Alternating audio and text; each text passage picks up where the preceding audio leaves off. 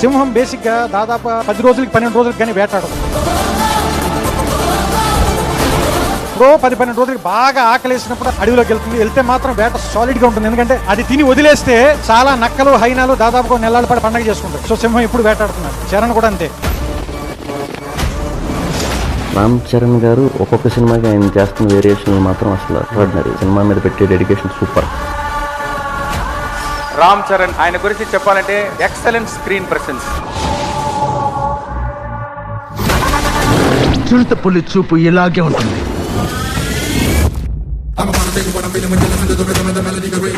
राज betting राज आदमी कम risk ज्यादा.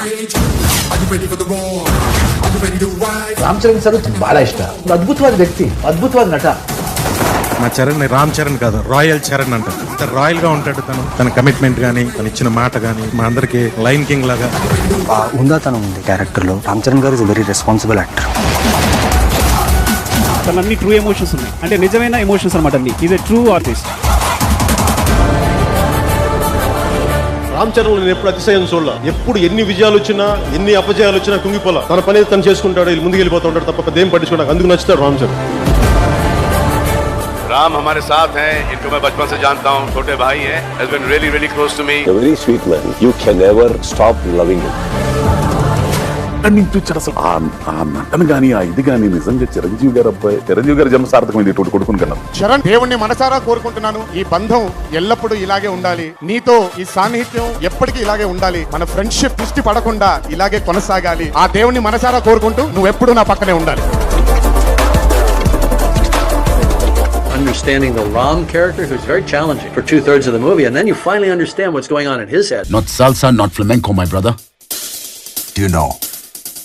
Not to. Ram Charan, one day I saw them doing a song. They do 50 seconds of dancing non-stop in one take. It was fantastic and great talent. Charan బాబు తను కూడా ఎవరినైనా మనం ఏదన్నా ఒక విషయం అడిగినా లేదంటే ఏదైనా కావాలని అడిగితే జేబులోంచి డబ్బులు తీసిస్తాం, కానీ తన అవసరమైతే కడుపులోంచి కూడా తీసిస్తాడని అంత మంచి మనిషి చరణ్ బాబు. ఎదురొచ్చిన మనిషి ఎవరైనా కష్టాల్లో ఉంటే సహాయం చేసే గుణం అది నిజంగా ఈ రోజుల్లో ఎవరికి ఉండదు. ఎంత గొప్ప నటుడు, అలాగే గొప్ప మనిషి రామ్ చరణ్. బయట రియల్ హీరో అయినా నాకనే చాలా మందికి హెల్ప్ చేస్తుంది. Real human being Ram Charan గారు. నాకు టోటల్ ఇండస్ట్రీలో ఎక్కువ నేను ఇన్స్పైర్ అయింది రామ్ చరణ్ గారు. ఆ అబ్బాయిని చూస్తే ప్రతి తండ్రికి ఇలాంటి కొడుకు ఒకడు ఉంటే ఆ తండ్రి జీవితం సార్థకం అండి. అంతే. ఎవరైనా సరే చిరంజీవిని ఏం సాధించావు అంటే నా అభిమాన సమక్షంలో అలా అనిపిస్తుంది. ఏమి సాధించావు అంటే రామ్ చరణ్ సాధించారు. రామ్ చరణ్ పైన ఉన్న దేవుడు మాకు కనిపించడు, కానీ కింద ఉన్న దేవుడు అయితే మీలాగే ఉంటాడేమో.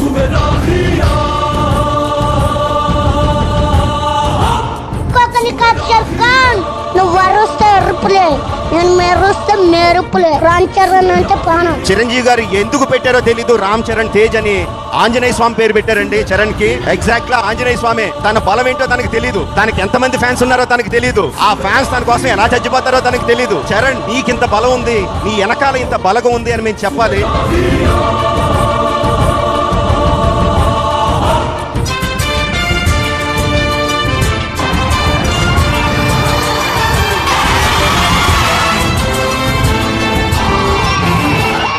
నక్కల వేట ఎంతసేపు? కుంభస్థలాన్ని బద్దల కొడతాం. ఒక్కొక్కడిని కాదు షేర్ ఖాన్, 100 మందిని ఒకేసారి రమ్మను.